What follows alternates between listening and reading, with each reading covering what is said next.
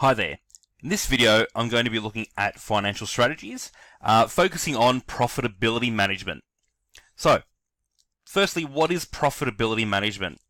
Well, this involves controlling the business's costs and its revenue. So, if the expenses that go out and how much money comes in is going to affect its profitability. So, in terms of cost controls, it needs to find a way to control its fixed and variable costs. Now, fixed costs are a bit harder to control because obviously they're fixed. You need to pay them regardless of production. However, variable costs can be controlled, can be hopefully minimized because they change with the level of production. So it could be a bit easier to control those. We've got cost centers. So using designating essentially different departments or different units within the business a number, and then that way the costs can be attributed to that particular department or section.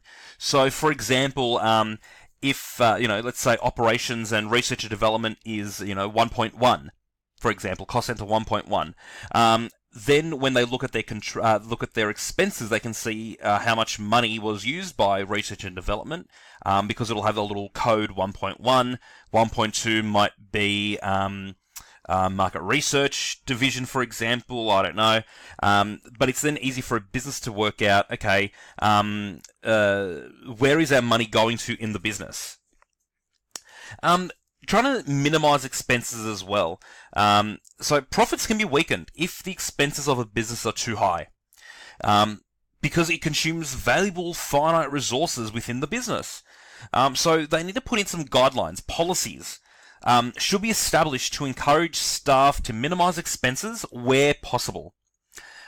Savings can be quite substantial if people really take a critical, close look at costs and try and eliminate waste and any unnecessary spending. So they can try and control costs, or they can try and control revenue. There is only one way you can control revenue. You can't force people to buy your product. And that's to alter your marketing objectives. Because again, the strategic role of marketing is is profit maximization. The only way you can get revenue is by people buying things. So the marketing objectives may need to be altered. Sales objectives, they need to be pitched at a level of sales that will cover costs, both fixed and variable, and result in a profit. So the business needs to ensure that its marketing objectives, the way it's marketing its products, is doing so in a way that will help cover costs when sales come in. So I hope this video has been useful for profitability management. The next video we'll look at global financial management. I've split global financial management into a number of different videos, so part 1 of 3 we'll look at exchange rates and interest rates. Thank you.